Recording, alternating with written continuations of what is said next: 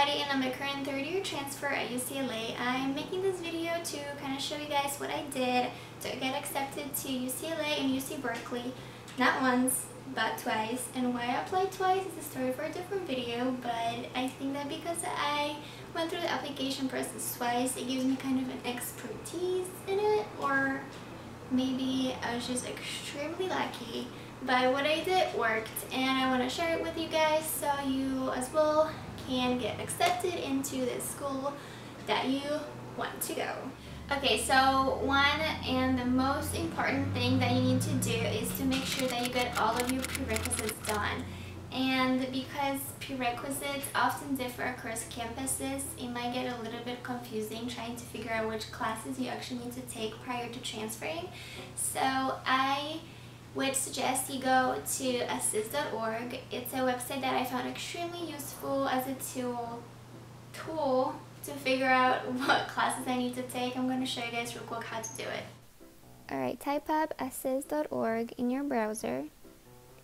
And the first thing you're going to do is you're going to choose the community college you're coming from. And then you're going to select the university you want to transfer to. Next, pick your major. Mine is psychology. And you're going to see all of the prerequisites that you need to take before transferring right here. On the left side are the classes offered by the university, and on the right side are your community college's equivalents to those classes. So these are the courses you should look for in your class catalog. And always make sure that what you're looking at is recent. And this part is super important, you guys, because if you are missing just one prerequisite, you're going to be automatically rejected. And it doesn't matter if you have a 4.0 and super extracurriculars, you are going to get rejected if you are not fulfilling all of the class requirements. Okay, so now that we have the necessities out of the way, let me share with you my number one tip. And it's for those of you who are probably just starting your community colleges, because if you're graduating next semester, this is kind of not going to help you because it's too late. But if you still have a chance, go and join your honors program at your community college. Not only will this give you the most experience with like rigorous classes that you're going to be expected to be able to do well when you transfer, you will surround yourself with students who are like-minded, who are driven kind of the same way, and you're going to form close relationships with your instructors, and you're going to be able to ask them for help with your applications.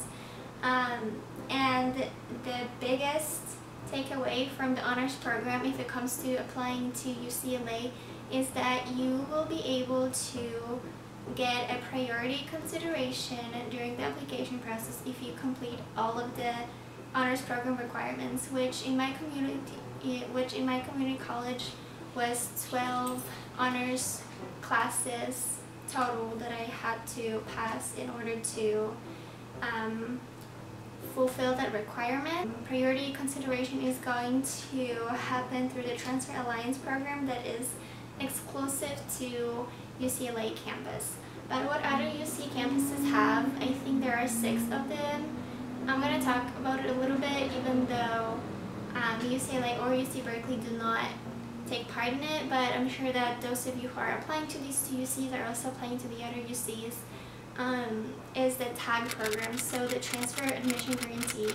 And you should read a little bit about it online at your community college website, or just Google it, because that thing gets you into the university like this. You just have to fulfill all of the prerequisites that they tell you that you have to fulfill, and you're automatically in. They send you a letter saying that your tag has been approved if you apply for it, and once it's approved, they send you kind of like a contract that can be terminated if you don't fulfill the requirements. But if you want to transfer, you're going to fulfill those requirements.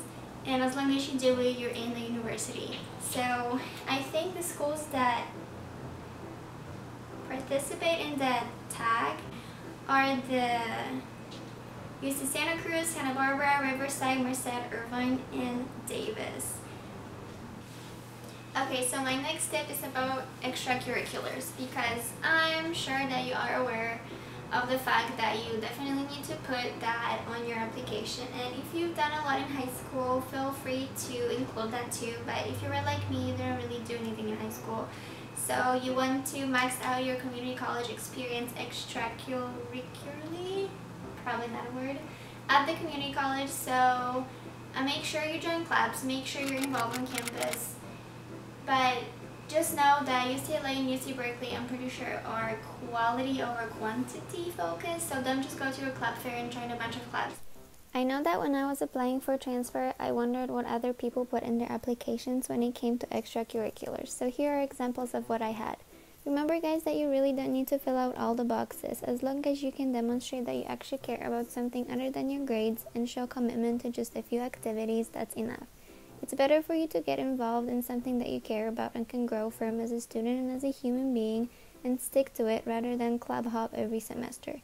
Keep in mind that people come and go from community colleges pretty quick, so there is a big club member turnover, which makes it easier for you to be able to show initiative and get an officer position. Since showing leadership is so important for universities, make sure you take advantage of that.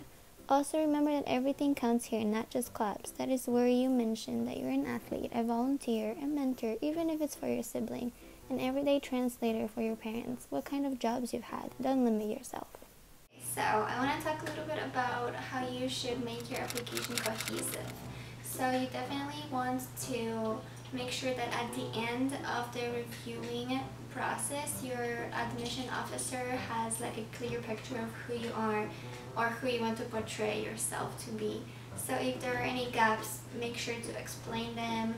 Make sure that everything in your application kind of like goes together, you know, and that they are not confused about anything at the end of it, because with UCLA having over 100,000 people applying every year, they're not going to call you up and ask, hey, I'm confused about what you wrote here. You don't want that to happen, so make sure you're very clear and cohesive with your application. My next tip is that you join the Facebook groups. UCLA has an amazing transfer community, and I'm going to link the Facebook page down below if you should join it. And if you have any questions, you should go ahead and ask them there. People will for sure respond and help you figure out whatever you're confused about. I know they will, because I've used it before I even transferred there, and people are extremely nice and helpful. Alright, so that's it for this video. I hope you guys found it useful, and if you have any more questions, ask me down below in the comments. Give it a thumbs up if you want more videos.